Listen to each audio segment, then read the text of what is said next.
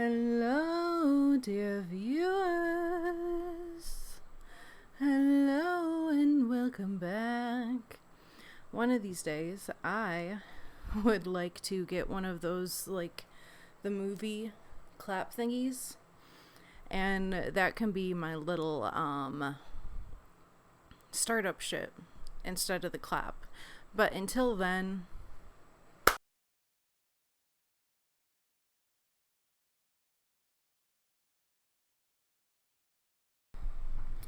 hello and welcome back to another episode of the Fool's Soapbox. I am your host, Stargutzzz. How are we doing this week? How are we feeling? We're here again. You might notice maybe an uppage in the quality. I got a new camera to do this with. My first episode is about a week later than what I would prefer. And that's because of the technical difficulties of, dude, I hate Apple. I cannot stand Apple. I was just trying to, okay, rewind time. I was just trying, I airdropped the video that I took to this MacBook, so that then I could put the clips and the audio onto a thumb drive to edit on my desktop, because fuck editing on a laptop. I will if I have to, obviously, like traveling and stuff, I'll have to, but it was so fucking, it was my god. It shouldn't be so hard. It should not be so fucking hard just to drag a file from a Mac onto a flash drive. And I've looked at the tutorials. I saw the tutorials. It shouldn't be that difficult. But somehow Apple has made it that difficult. And I was going to say, I did look up tutorials. I know you have to like allow I did everything that was suggested, and then I made my soon-to-be husband also look at it and try to figure it out. He couldn't fucking figure it out, and I'm actually glad. I didn't expect this camera to come in as soon as it did. I'm very glad that it has, because that means I don't have to fucking record episode 2 the same way that I was. It's gonna be a lot easier for me to get the fucking audio and video together. So, hey, how we doing? That's a little bit of technical difficulty update with the show. We also have some now, okay. As you can see, Hector's with us again. Hello, Hector. Ideally, I wanna switch out the Sunny Angel per week. However, he's on theme with the movie of the week, so I felt like it was wrong to switch him out when he's the perfect fit for the movie of the week. Like, there's not another one that I have right now that's gonna do other justice. So we get another week of Hector. Hello, Hector. Hello.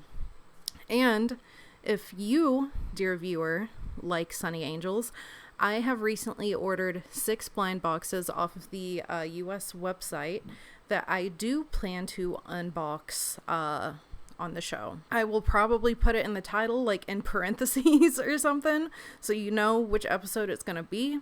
Which, by the way, hey, pause. Look at my mug. Isn't it cute? I got it from Krispy Kreme last year. There, Krispy Kreme.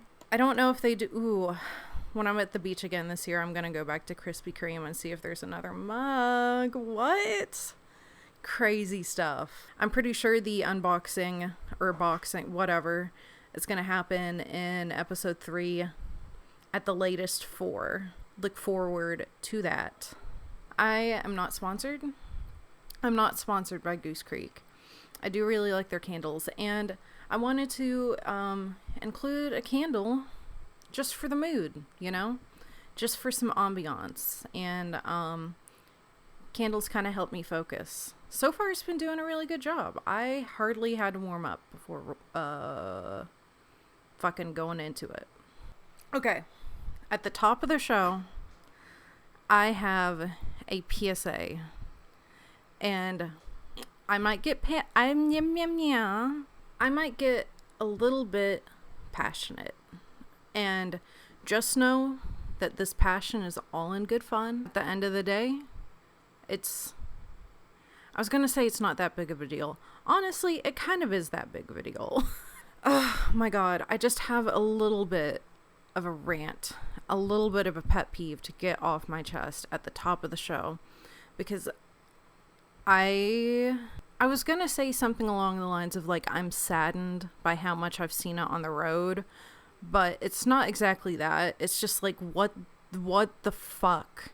These people like need an intervention of some kind. My dear viewers, thank you for coming to this press conference to hear this public service announcement coming from Stargutzzz TV. We interrupt your broadcast. I don't know. Stop fucking... it's not even... Okay. It's not even stop texting and driving anymore, okay?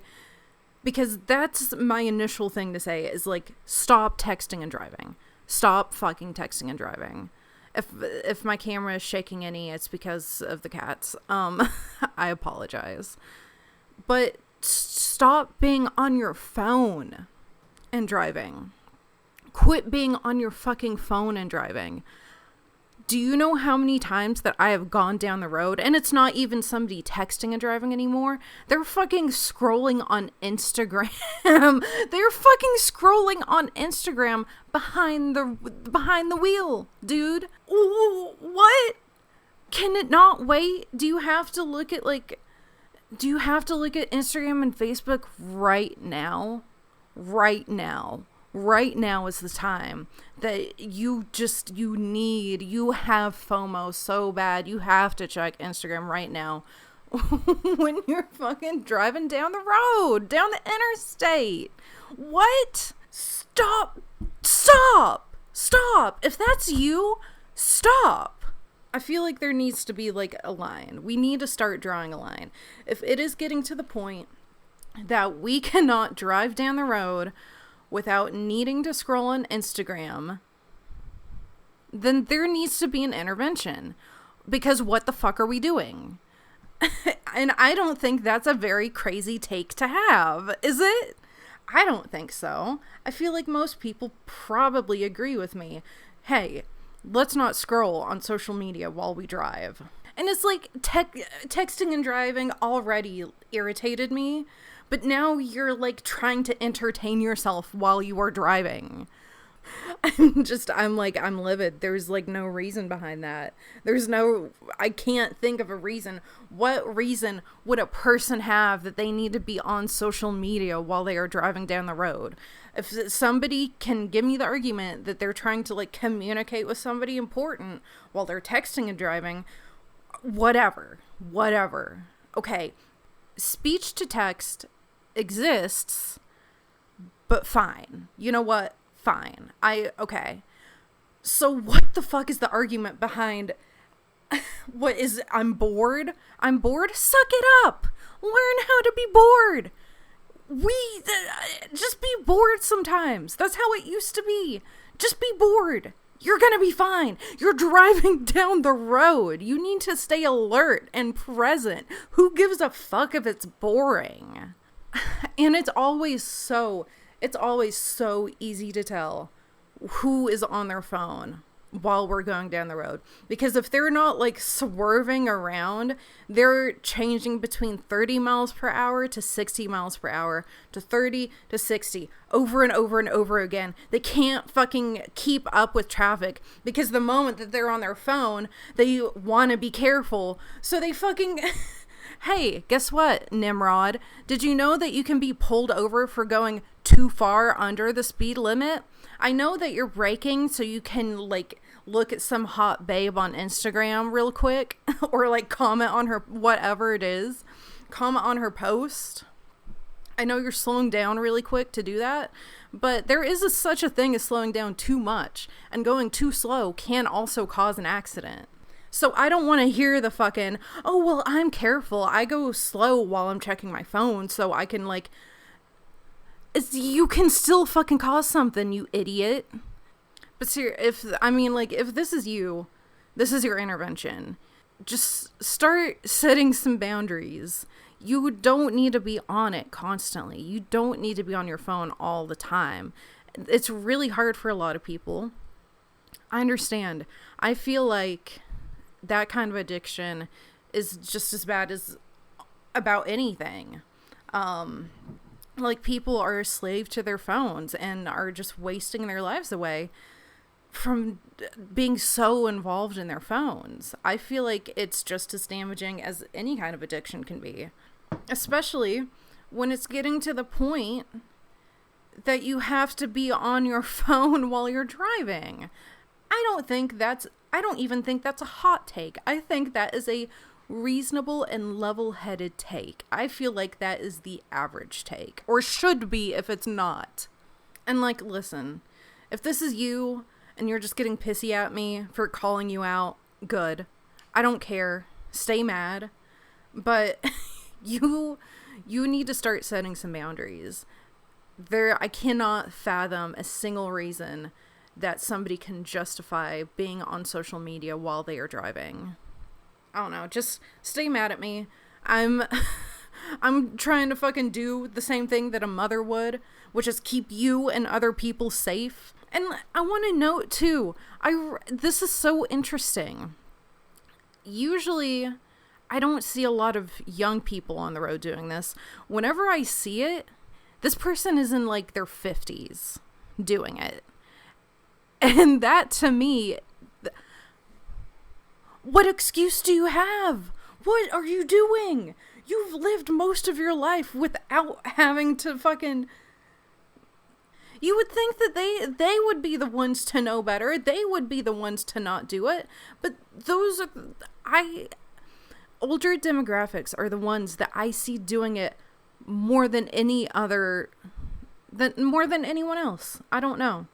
That's just my experience. It could be different places, you know. I would not for a second doubt that it's also a problem with young people.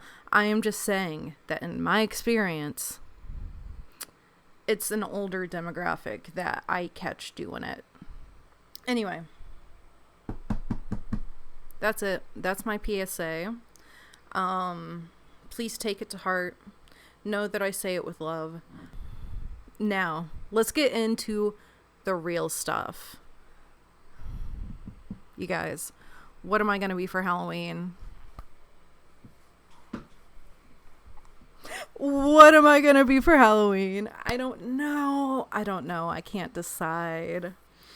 Okay. Little tidbit about me. Hi, my name is Stargutzzz. I really like to make my own costumes every year. Whether it's like getting pieces of clothing and modifying them to be a certain character or a certain thing, or if I was gonna say just do it all from scratch. I've never sewn my own costume. It's usually modifying clothing that I find. So I usually make my own costume, and because I have this whole thing going on, I think that I would really like to put together a video of the process of me and making my costume this year, because that's the kind of stuff that interests me, and I know that there are other spooky bitches out there who would love to see somebody making their Halloween costume, because that's something that I would like to watch. So I plan to do that, and I have a few ideas of what I want to be, but I still haven't decided. Okay. In September is when I'm going to start making my costume, because that's probably the latest that I can wait to start making it. Don't know what to be yet. Maybe if people are watching this yet, you can help me. I think that's a great idea. I would absolutely love to get input from viewers. of what they think I should be, or just other people's like creative ideas. No matter what, the main factor that I want to include is a mask. So, on my street, trick or treat goes hard. And just about every kid in the town comes to my neighborhood to do trick or treating. And so it goes a little bit crazy. Now, I'm used to saying, like, Happy Halloween, trick or treat, over and over and over the entire evening. And I mean, like, it goes so crazy. There will be a whole line of children in my yard waiting to get candy from my house before waiting in line at the next house. So, there was one year I decided I was Ghostface, and so I didn't talk because I was wearing a mask. And I really liked that. I want to do that again because it is so much Happy Halloween, blah, blah, blah, blah, blah, otherwise. And I know I probably don't have to do it, but if I'm looking at a person, I feel very obligated to do it. So, I want to wear a mask so that I don't feel obligated to say a single thing to these children. I don't want to fucking talk to these kids. So, I want to wear a mask. Now, I'm between what kind of mask to do. I know the kind of mask that I want to do. However, is it doable? How complicated is it going to be? I don't even know how the fuck to do it. Those are my 3 points. Now, I do have some, like, little just face masks that are kind of... They're not plastic ones. They do kind of have, like, a paper texture to them. And if anything, I can do a mask like that. Especially, like, tourist trap vibes. I could cut the mouth in two. Kind of like that. And then use some liquid latex to glue the bottom half right here. So that, it's like tourist trap, Or, shit. What is that? Oh my god, it is like an old YouTube horror. Oh my god, I don't even know what to Google to find her. She was like some celebrity, but it was like a dude playing her. Oh my god, it's gonna drive me crazy. YouTube horror girl with mannequin face. Oh, Shay. That's the name. Shay St. John. Shay St. John. Yes! What if I was just Shay St. John for Halloween? Ooh, okay. Okay, that's a new idea. What if I'm just Shay? I'm gonna consider that. And nobody around, not a single fucking soul around here would know who the fuck I am. Oh, man. I feel like that's a really good idea. Okay. Anyway, I was talking about the mask types. Now, the Shay idea I have is now a very cool and simple idea that I have. However, what I think would be really cool is one of those full, like, head, paper mache helmet things. Like old school Halloween costume, paper mache. Here's the problem that I run into. I don't know how to make, like, a hollow 3-dimensional object like that with paper mache, except if I use a balloon. And then I would have to find a balloon big enough to where it could, be over the size of my head.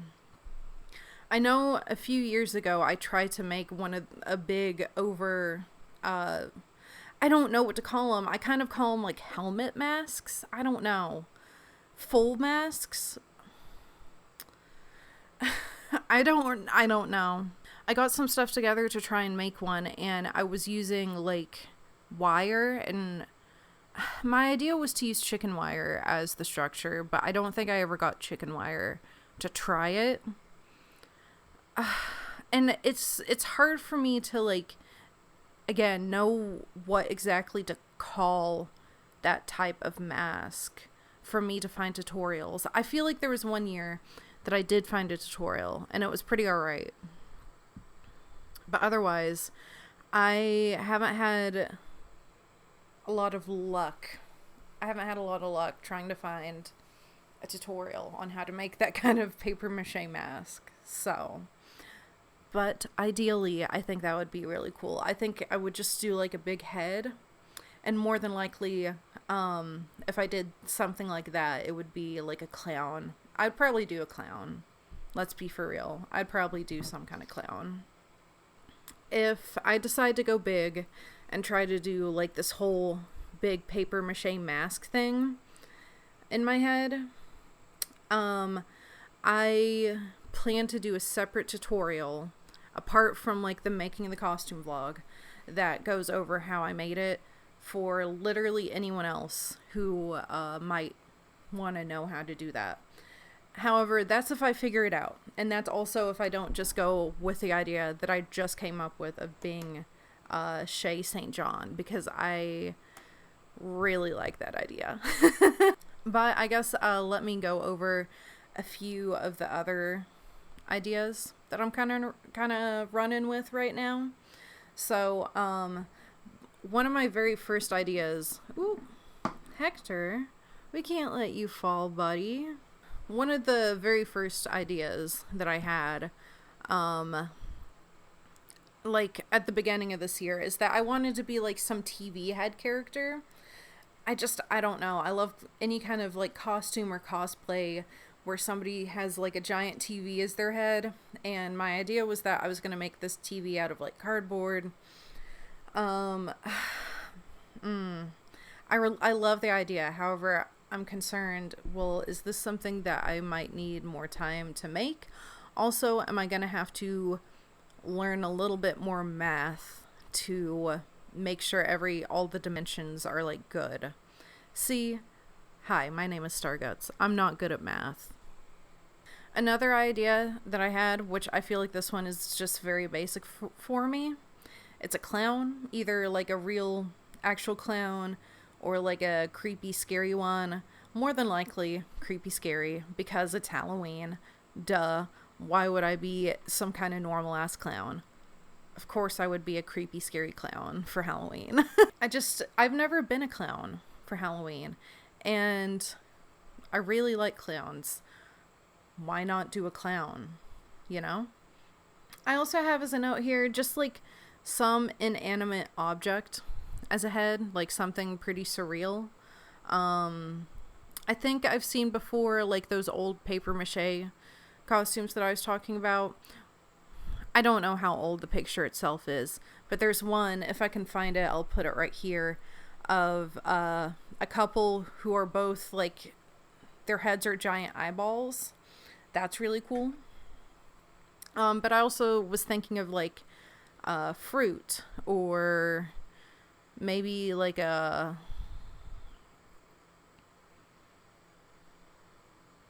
I couldn't think of anything else. But from that idea, I got the idea of like a pumpkin or jack-o'-lantern kind of head. Festive, on theme, on point, very simple, but straight to the point, classic, probably easy to do, and fun, and just cool, you know? I like, I wasn't gonna do like a real pumpkin. I was probably thinking of paper mache. I don't want to put a real pumpkin on my head, thank you. Plus, a paper mache one, if I wanted to, that could be a repeat costume. What if I like that so much that I want to be it every year? Because it's just simple and classic and, like, neat. I feel like if I don't do that this year, there will eventually be a year where I just make myself, like, a pumpkin mask that I could throw on any year. This idea, man, I really like the idea of it because it's something that I've always wanted to do. However, probably not now. Maybe not for Halloween. I've always wanted to do like a pyramid head costume. Hi, my name is Stargutzzz. I'm from West Virginia. If you didn't know this, Silent Hill takes place in West Virginia. Pyramid Head is ours. Another note, just creepy doll looking person, like creepy doll mask. creepy doll outfit. Again, I feel like that one is like the pumpkin dash jack-o'-lantern idea, where it's simple, it's classic, it's hard to mess up, and it's playful because there's some creativity that you can do there. There have been a few Halloweens where I just make up like a creepy doll to be. And then, of course, I added the idea of Shay St. John. I'm going to be honest. If you were asking me right now, it is going to be between a clown, the pumpkin jack-o'-lantern head, or Shay St. John. In fact, I'm going to go out on a limb. Those are the 3 options. Help me decide. What should I be? Vote now. Vote now. Text 555-555 with your vote. Put 1 if you want, what was it? Put 1 if you want a clown. Put 2 if you want a pumpkin or a jack-o'-lantern. And put 3 if you want Shay St. John. Text 555-555 with your votes. Put it in the comments for real. If you want to be for real about it, put it in the comments. I'm also like open to hearing any other creative ideas, anything that you guys think would be neat. Open to it. Open to other ideas. This is all in total like a little bit of a spooky episode, you know? It's not October yet. It's still August when I'm recording this. But guess what? It's coming up. There are some people that are mad that there are already Halloween decorations out. Let me fucking tell you something. We've spent so many years with Christmas decorations being out before Halloween even gets here, that you know what? I think we deserve to have Halloween decorations in August. That's my just little side TED Talk there. We deserve to start having Halloween in August. If Christmas has the gall to start before Halloween even ends, before Halloween even approaches, Christmas starts. So yeah, Halloween is gonna start in August. Get over it. Keeping with kind of the spooky theme that we've got going on for this episode, where the fuck are the goth dolls at?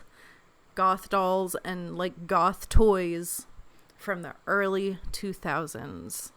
What happened to the abundance of like goth centric like toys and collectibles?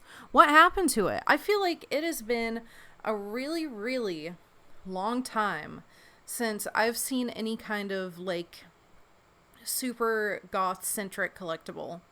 Hi, my name is Stargutzzz. I've been identifying as a goth since I was 8. I might not really look like it because I don't like the tight clothes. I don't like the makeup. However, I like the music. I like the art expression. I like the subculture as a whole, and I have been participating in it since, I don't even know if 8 was when I was in 2nd grade. Whatever age 2nd grade is. I watched The Nightmare Before Christmas for the first time and didn't stop watching it for a very long time. Also, I don't have the money to have that kind of fashion.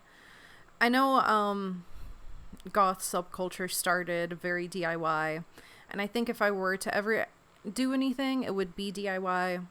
But a lot of the like fancy stuff, there's a lot of fancy goths now. I'll DIY something every now and then, but it's been a long time since I've done anything like that. So I would like to for the channel. I have some t-shirts that I want to DIY and make cooler. Oh my god. I love Baby Bat Me because I remember being like 10 years old and I just so badly I dreamed of replacing my bed with a coffin. I was gonna sleep in a coffin with it shut every night, and I would do it now too. That sounds so cozy. Man, and like especially the period of goth that I grew up during. It was like the early 2000s mall goth era, MySpace goth, like and it's just it's so comforting to me to look back at it or to like relive it. And part of that are the damn, I just took this off charge. How is the battery already fucking low? Oh my god, don't tell me this is gonna be another... I need to plug my laptop in. Hold on. Even though it just came off charge. Fuck you, Apple. The plugins in this room are like halfway up the fucking wall, by the way. Okay, so I was talking about feeling nostalgic towards the early 2000s, like mall goth era, and how a big part of that was really the toys and the collectibles that goth kids could get at like Hot Topic. I mean, like, that was kind of a huge fucking deal. There were so many options. There was just like a period of time where like super weird goth kids just had it made, basically. Like, Hot Topic literally used to be a haven. And then they fucking trashed it with all this modern pop culture bullshit. And when I was growing up, I already loved dolls. I still love dolls. Oh my god. That's how you know I'm a girl. I love dolls. I'm just a girl. I love dolls. I can't help it. You guys, I can't help it. I love dolls. Because I was so young getting into the goth scene, there were some collectibles that I really missed out on because they did genuinely low-key terrify me. And I didn't want them in my room because they scared me. It's not entirely that I wasn't allowed to have this stuff. I could have just about anything as long as it didn't have blood on it or like promote killing. Because, listen, hi, my name is Stargutzzz. I have a confession to make. When I was growing up, I had the tendency to draw violence, and it made my mother very concerned. Ended up just being a horror fan. She thought I was going to grow up to do other things. That's okay. Now that I'm an adult, I understand why she might have had those fears. But for the most part, like, they were pretty open to the fact that I was a kid that liked scary stuff. Even though I was also incredibly paranoid and anxious. Make it make sense. I don't know.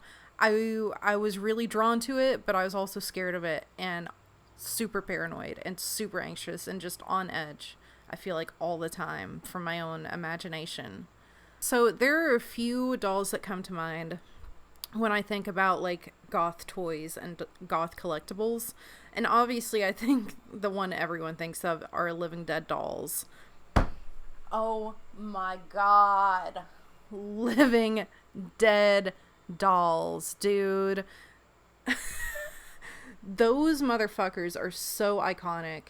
I can't remember the one that I like. I never had any. Those were one of the ones that scared me just a little too much to own. Because my mom would offer to get them for me. And there was one time my aunt had like a string of lights that were heads of Living Dead dolls. And my mom was okay with me having it. But it freaked me out just a little bit too much at that age. I regret it now. Are you kidding me? I wish I had. I wish I had just gotten over it so I could have all this cool shit now. Maybe it's in series. Oh, yeah. Yes, that's her. That's her. Sadie.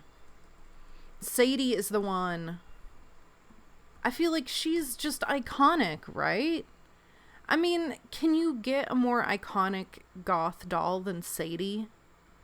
Man, if I can never find a Sadie, I want to make my own Sadie. I want to fan make a Sadie. Let me look at series 1. Oh, we're in series 34. See, I thought that they still made them, but I don't think they make them like they used to. Not as popular. So series 1 had Sadie, Sin, Posey, Exorcist, and Damien. Who's Posey? Oh, Posey's cute. This little girl is out of the grave with one simple rose, bloodied with rage. Poor little Posey was buried alive, Some things won't stay dead even after they've died. Oh yeah, I like Posey a lot. Big Posey fan. Okay. What is Sadie's little rhyme? Oh, she was the first living dead. Well, she seems like she's the first one. She has such an iconic look. That's what I'm saying, my guy. Watch this little one. She's pining away with her butcher's knife, coffin purse, and black bouquet. No one cared how she turned up dead, so Sadie chose to rise instead. Being easily forgotten wouldn't be fair. Death was something this child had to share.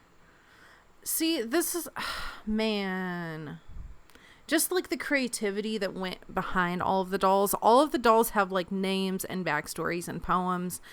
I fucking love this shit. This is it. I love it. And another one, which Hot Topic also sold some of. I don't know how often they sold them or how like widespread, because I think just about all the ones that I got, this was like the only goth collectible I really got growing up. Little Apple dolls. If anyone remembers those.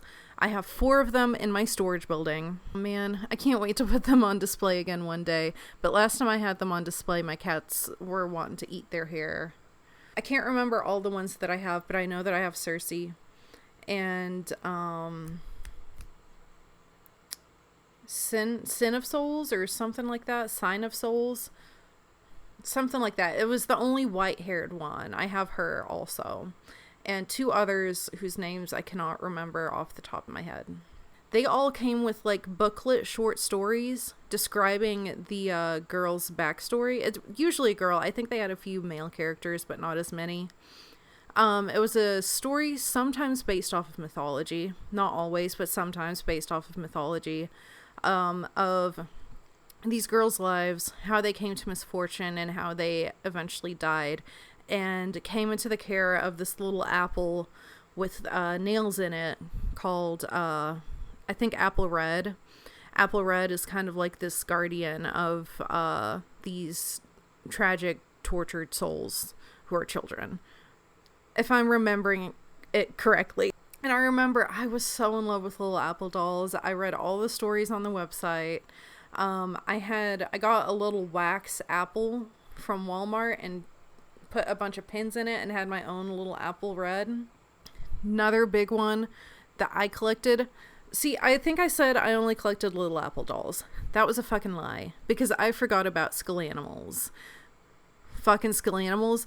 The OG Skull-animals were so high quality. It was before they went to like a fabric, and so like the black bodies of them were kind of leathery.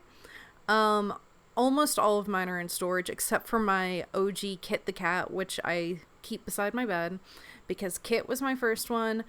She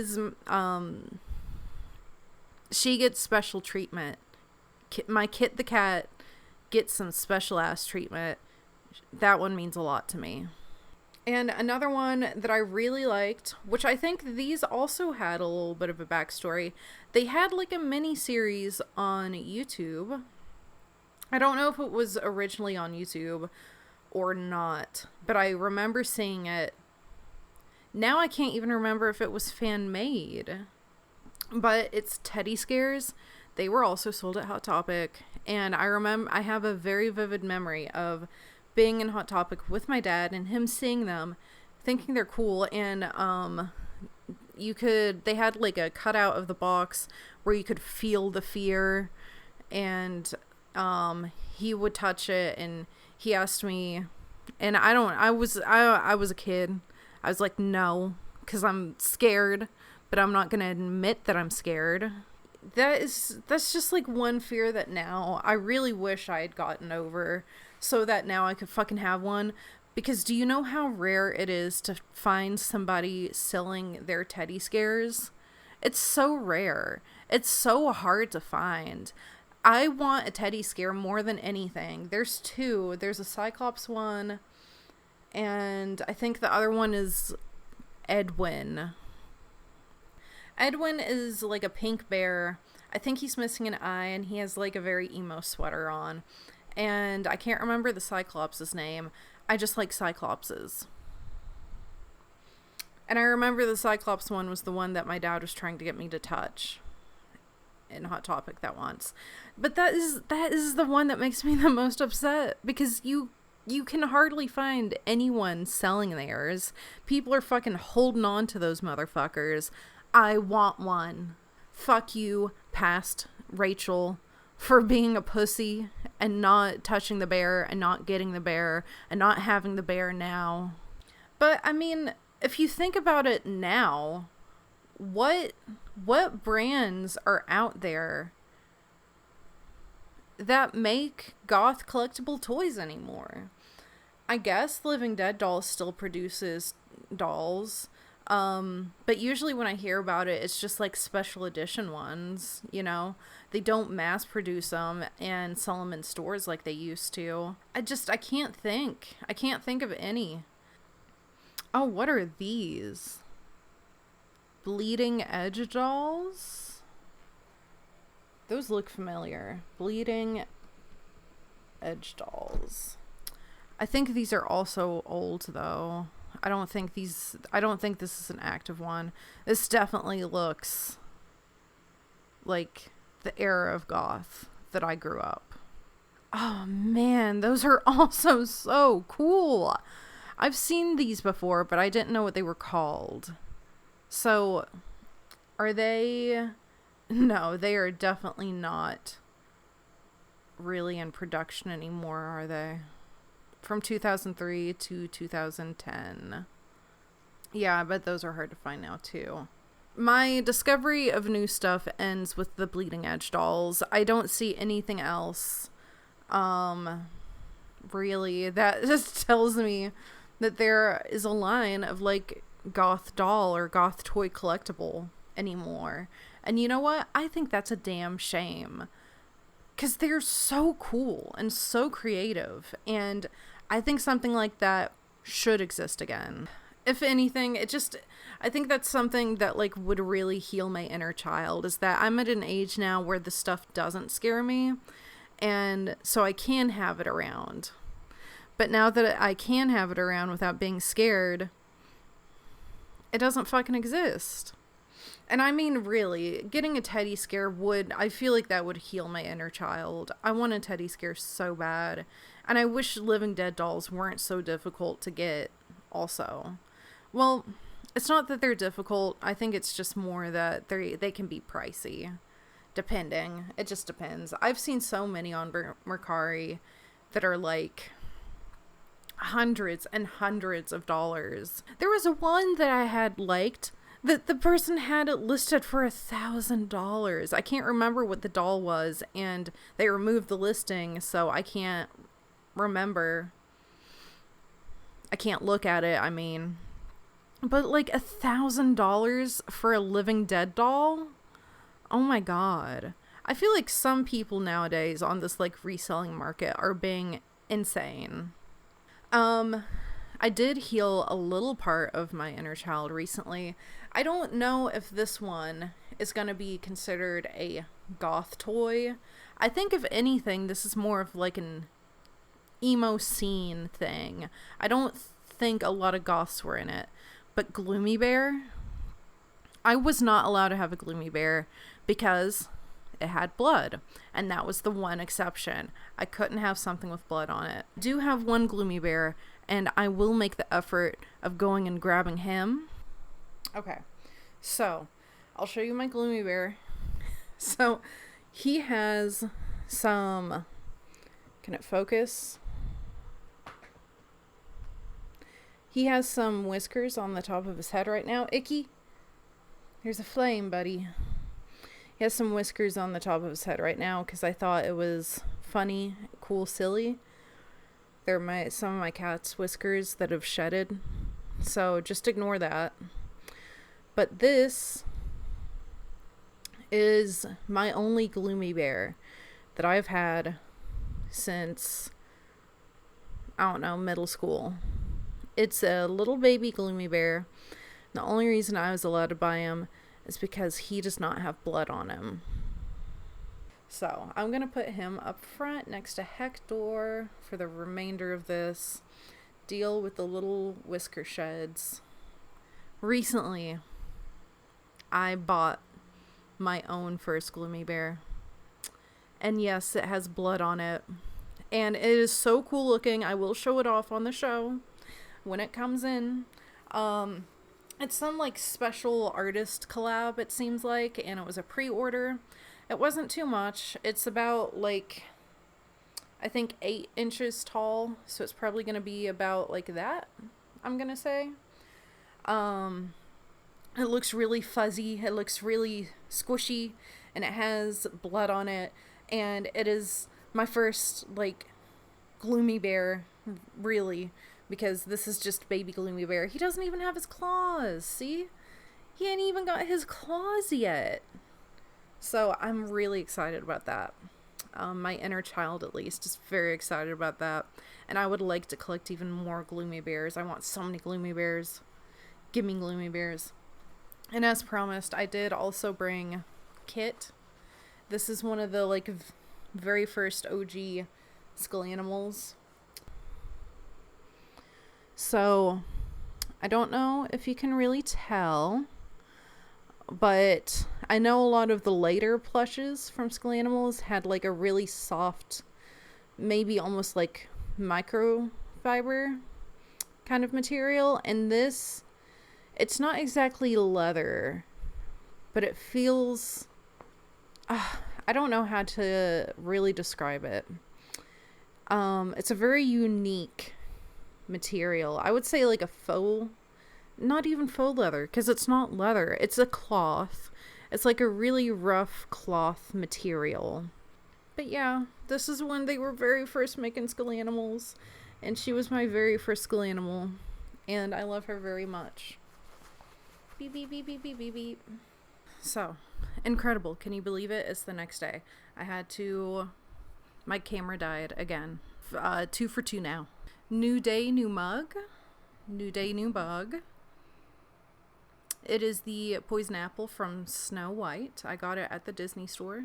The last thing I was going to say about like the goth collectible toy doll whatever topic is I think I was talking about how it's just like not seen enough. I know I was showing off like the Gloomy Bear, and I was excited I finally got a Gloomy Bear now. Well, it'll be here probably in October.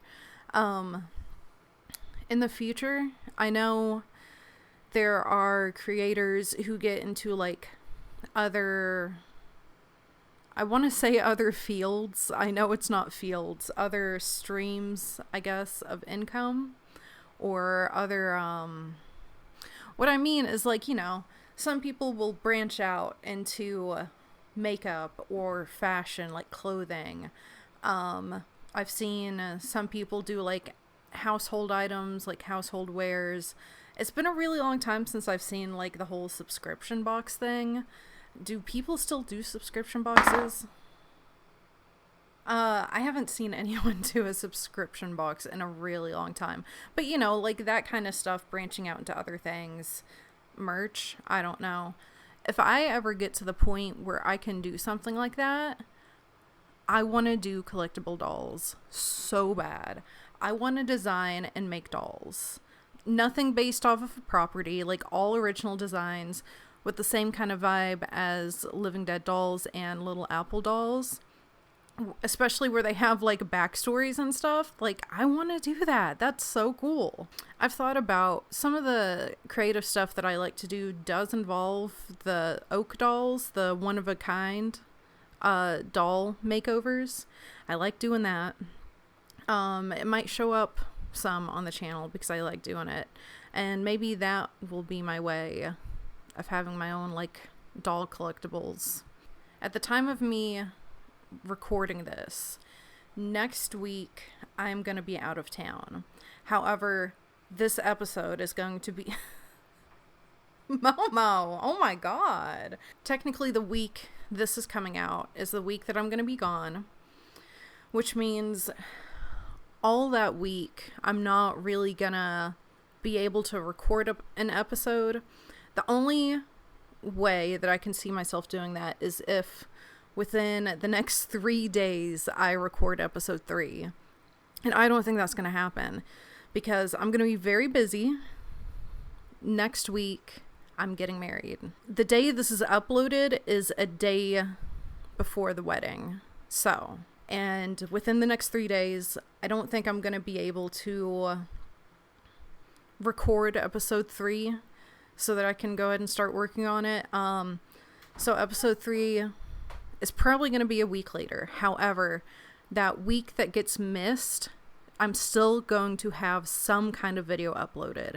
I don't know yet if it's going to be some kind of art project or if it's maybe going to be some kind of like travel destination kind of vlog. Because I have like a destination wedding. And so the area that I'm going to be in has some cool stuff in it. And I would really like to see if there's something that I can get into that I can record for the channel, and so I can upload that instead of an episode 3. So episode 3 might be a week later than intended, but I'm not going to be skipping a week of uploading. Let's get into the movie of the week. The movie of the week is another old one, and it's another one which only within like the past handful of years I've noticed is starting to gain popularity again, and I think it is very well deserved. It is one of my favorite movies. Last week was my number 1 favorite movie. This week it's just like one of my favorite movies. It's a classic. Can you guess? Can you guess what it might be? I'm not always gonna have a t-shirt that matches the movie of the week because I don't have that many t-shirts. But whenever I do have a t-shirt that matches, I will usually try to wear it. It's Killer Klowns from Outer Space. So, I watch this with my cat Momo. It's one of her favorite movies. She sits there and watches it with me. Usually I'll watch it on the projector. This time I was watching it in the middle of the day and I didn't really want to get tired watching it in bed. So I watched it just in the living room. Play the clip of Momo watching Killer Klowns with me.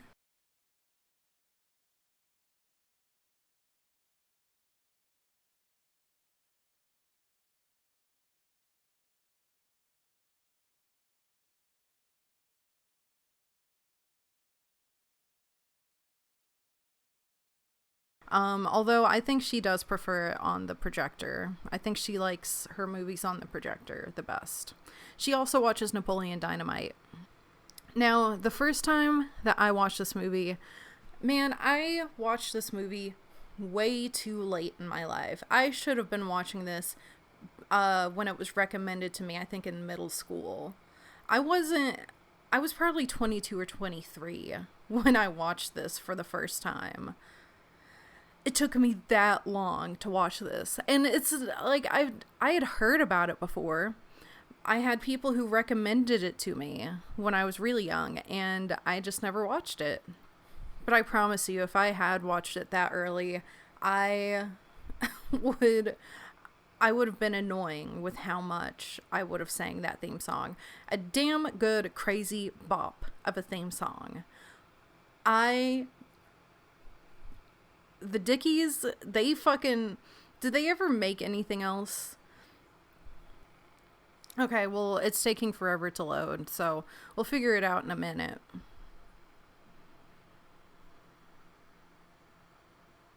B.T. Bottom said it so long ago.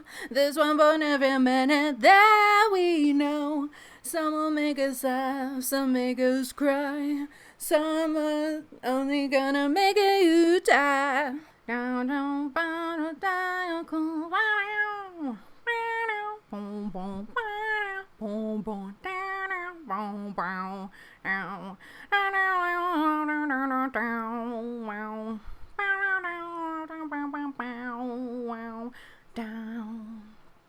What the fuck is going on with the Wi-Fi? It's not wanting to find anything. Let's talk about it.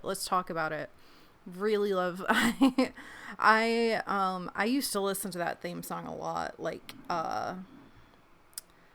man, I used to listen to it after I finally watched the movie. I listened to that theme song so much, and it's such a genuine good bop. And I mean, I took this note too. I noticed, like, it's not even just the theme, but the score throughout the entire film is just, it's so good. It's so 80s, but it's like weird, takes some circus themes and sci-fi. And it's not even just the theme song. I think the entire score, like, there's this repeated one that's like, dun dun dun dun dun dun dun dun dun dun dun dun dun dun dun dun dun dun. And this is a note that I had to make because I'm talking about this movie. I don't get to talk to a lot of people about like weird movies like this. Nobody gets me, nobody hears me, nobody understands me.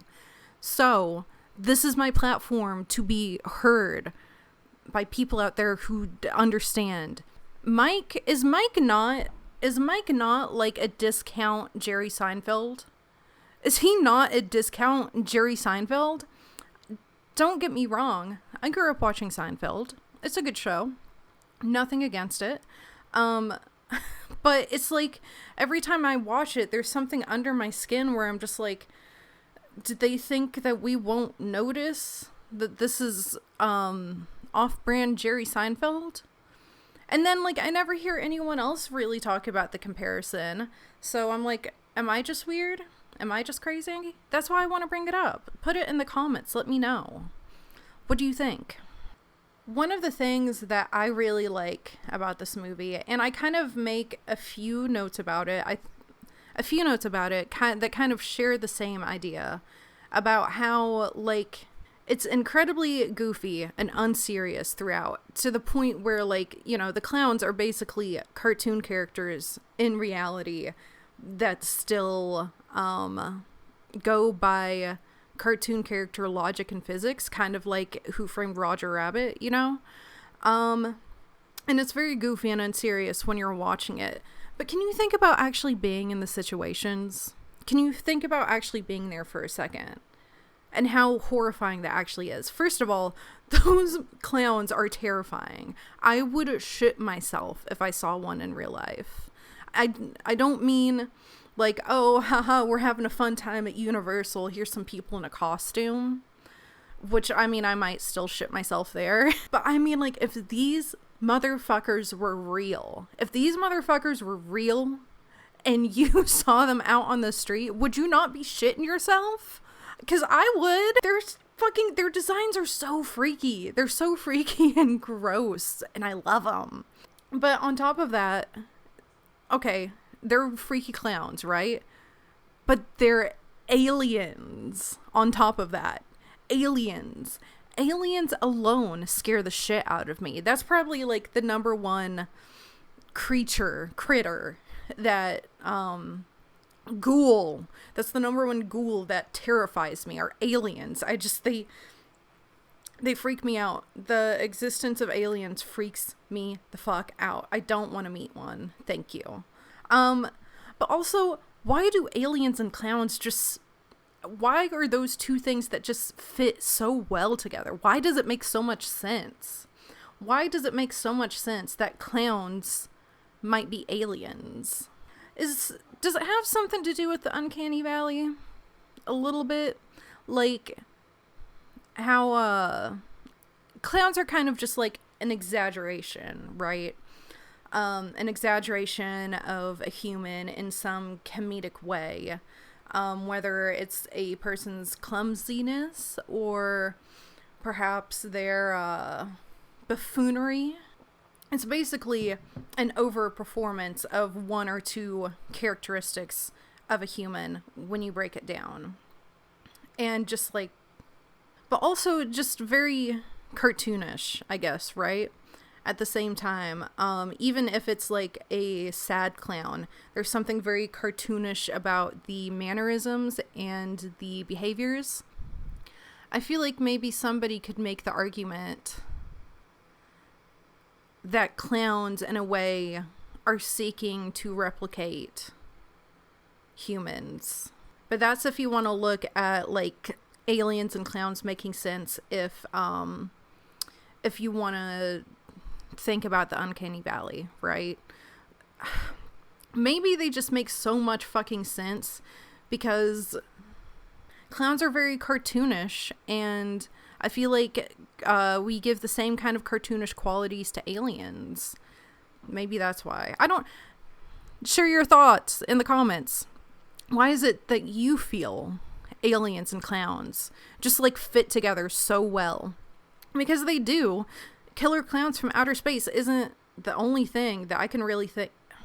I don't think there's a ton of examples, and I think one could argue that a lot of the examples could be stemmed from Killer Klowns from Outer Space.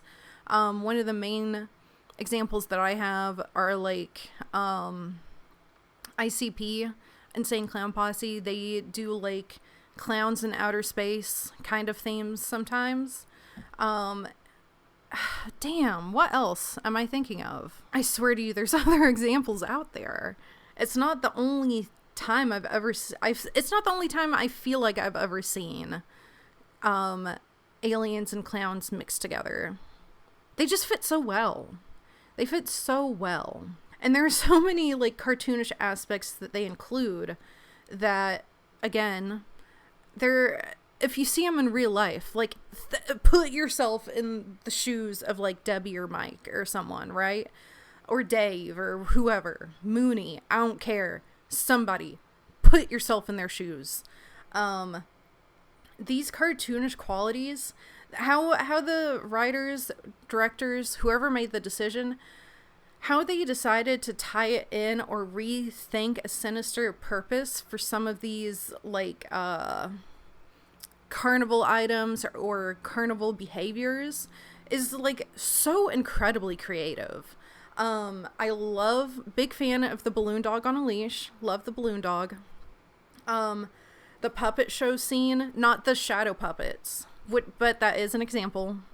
But the puppet show scene of the guy who comes up to the gazebo and at first he's just like, man, this shit's lame. And then he starts getting into the show and it's, yeah. And then he gets cotton candy cocooned. Cotton candy cocoons. The iconic cotton candy cocoons. Also, just like, who thinks of that?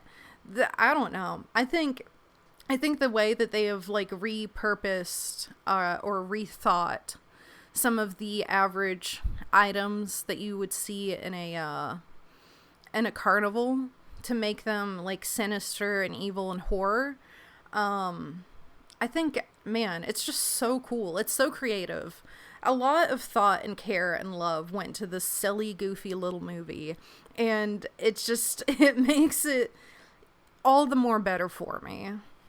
I feel like Killer Klowns does something that I want to see more. I want to see more movies that do this. And the reason why I bring up Who Framed Roger Rabbit is because that's one of the first movies that scared me as a kid. I was completely fine until the end with fucking what's his face. I don't remember the guy's name. The fucking freaky-eyed guy who had the dip. Him. When he got flattened and then his eyes bulged out. That scared the shit out of me. But I feel like Roger Rabbit is mildly terrifying.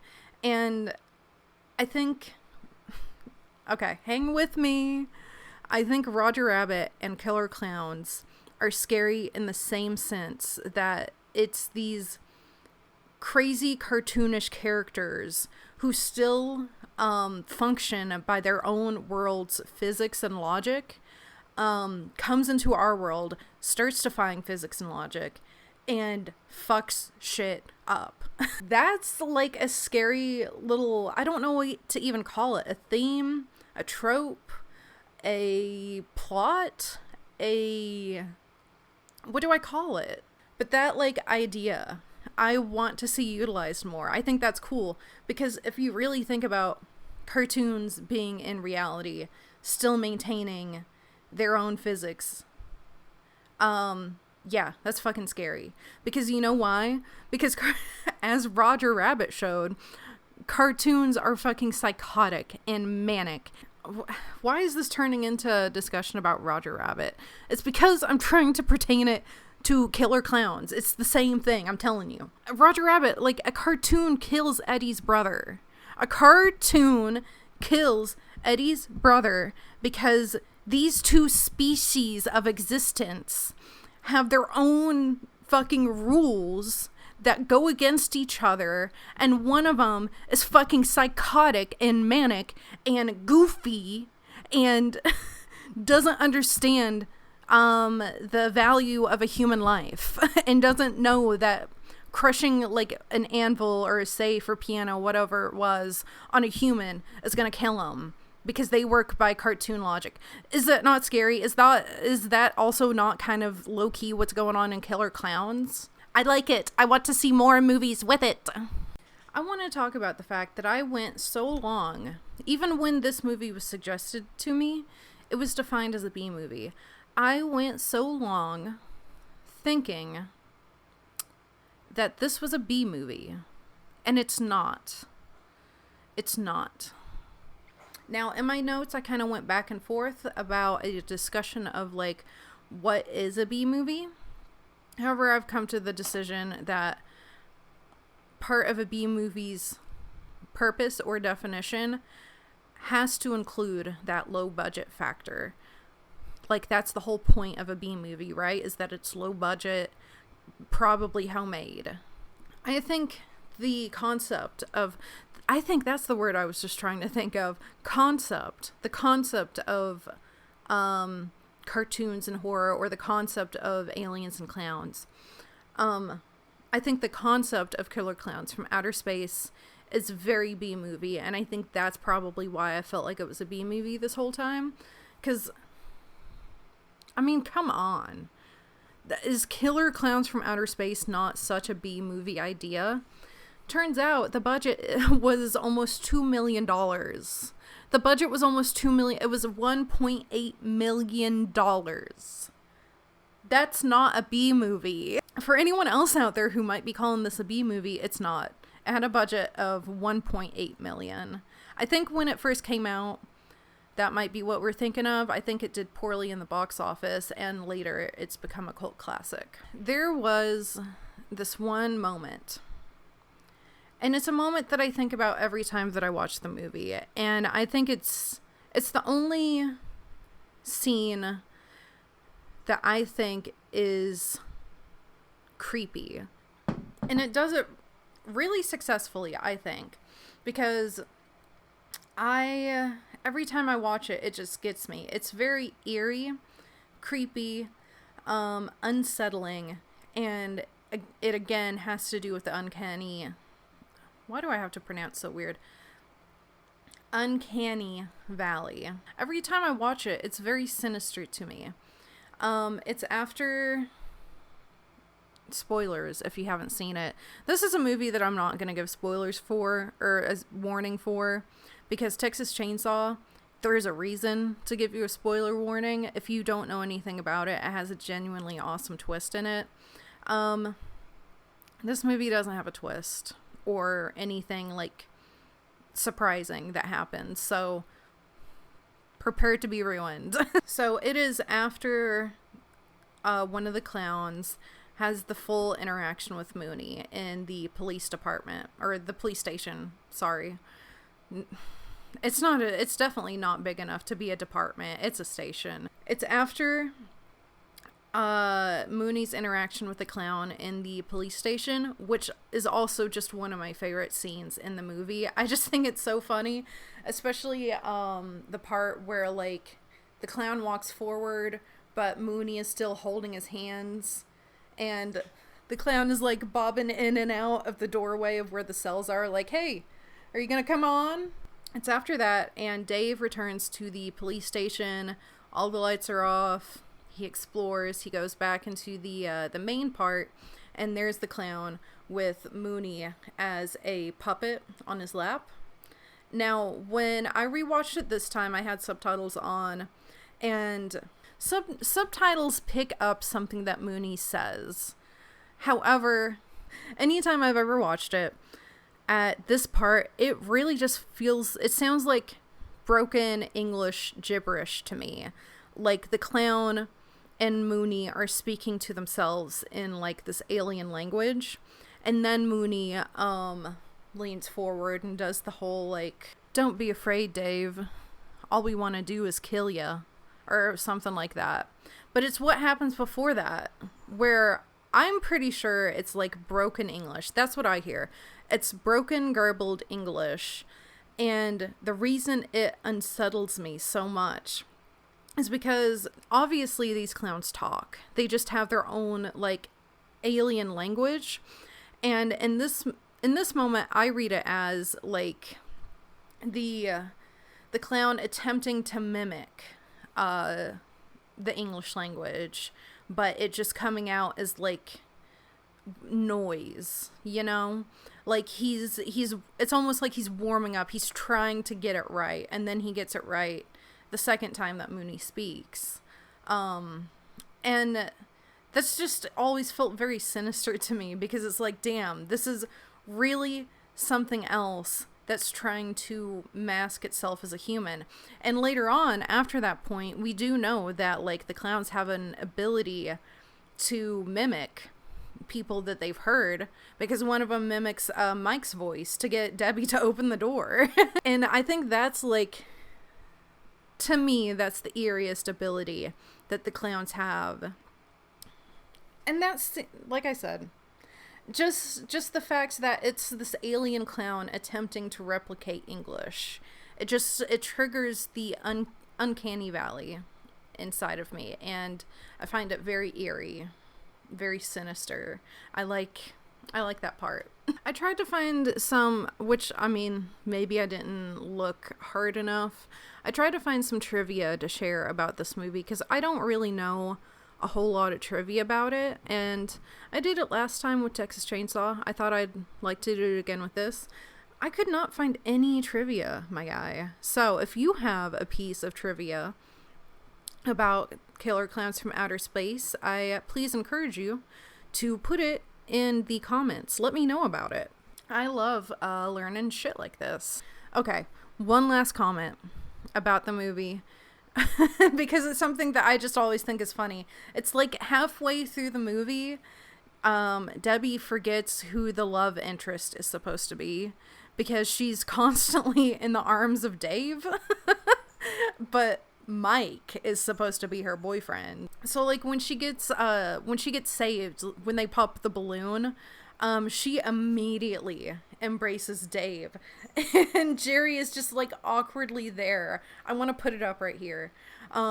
Jerry is just like awkwardly there rubbing his girlfriend's back as she's in the embrace of her ex. But at the same time, the very end of the movie, it's like, did Mike also fall in love with Dave?